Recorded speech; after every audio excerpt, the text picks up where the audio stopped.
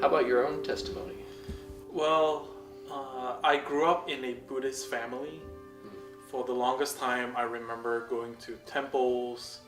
I remember reciting Sanskrit, meditations, because that's the language that Buddhism uses. And so I'm just mumbling stuff that I don't even know what it means. And I remember going to youth groups in the temples. So I was going to like Buddhist youth groups. I would go to uh, Buddhist youth retreats. They were called buddings. I don't know why it's called budding, but that's what they call it. And so that was my upbringing, just being very immersed in Buddhism. And I remember during my high school years, I would gather all the Buddhist friends, and then we would basically corner the Christian friends, classmates, and we would have a debate. And normally, most of the time, the Buddhist teenagers would win because they would just throw all kinds of hard questions at the Christian classmates, and they could never answer it. And so, I felt like Christianity was this dumb thing that you could never defend, and I felt like my Christian friends were all dumb for believing in a God they can't see or hear or feel. And so that was my upbringing. And then I went to college, and during my time in college, literally one person from my family would get saved every 6 months. So it started with my little sister. She's actually the most rebellious one. So the fact that she became a Christian first is just amazing to me, how God worked in her life. 6 months later, my mom came to know Christ. 6 months later, my older sister. 6 months later, my second sister. And then another 6 months later, my 80-year-old grandma.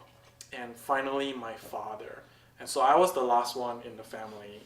And I remember my mom calling me on the phone because I was at that time already working in Richmond for Capital One. Call me all the time and say, "Hey Carter, you need to know Christ, you need to know Jesus." And I did not look forward to whenever she would call me because I dread her telling me about Jesus. And so it wasn't until Winnie and I got married that we moved into this house right now that our neighbor from across the street invited us to go to church. And we were thinking, well, we don't want to go to church. We're not Christians, but the fact that there weren't a whole lot of Asians back then in this area of town was enough motivation for us to go check it out. And so when we got there, I met a Malaysian brother, and immediately we had this connection. He invited us to his house. He and his wife cooked a lot of Malaysian meals for us, and so we started bonding. And it was through friendship with them and going to their small group and doing Bible study that I started realizing and understanding, Jesus isn't that bad. And then that year we went back to get married in Malaysia. And so I remember I didn't want to go because I knew my mom was going to drag us to church. But we went anyway. She was successful. And so we went. And that day was a Singapore pastor that was preaching. And I remember sitting there.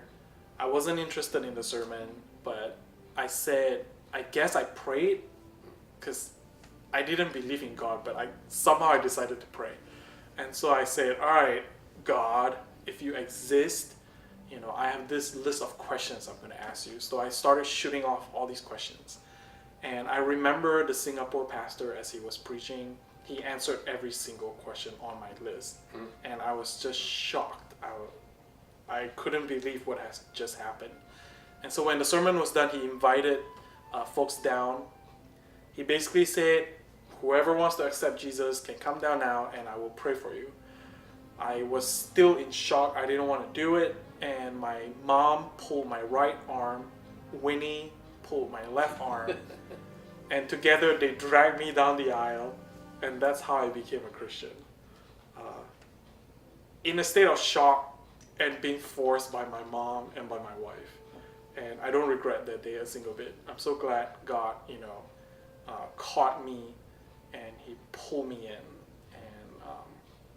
And then my journey with him has just been amazing. You know, just being a Christian, knowing Jesus has been a crazy roller coaster ride. It's anything, it's the complete opposite of boring. And so it's just been great being a Christian. I'm just so glad that Jesus, you know, was patient with me. Jesus forgave me for all the blasphemous stuff I said about him and my Christian classmates. And so that's kind of my journey. It's just been really great. Just praise God for it. Yeah, that's a great testimony. Two very different testimonies between you and Absolutely. I. Yeah, growing up with a Buddhist background, I grew up in a Christian background.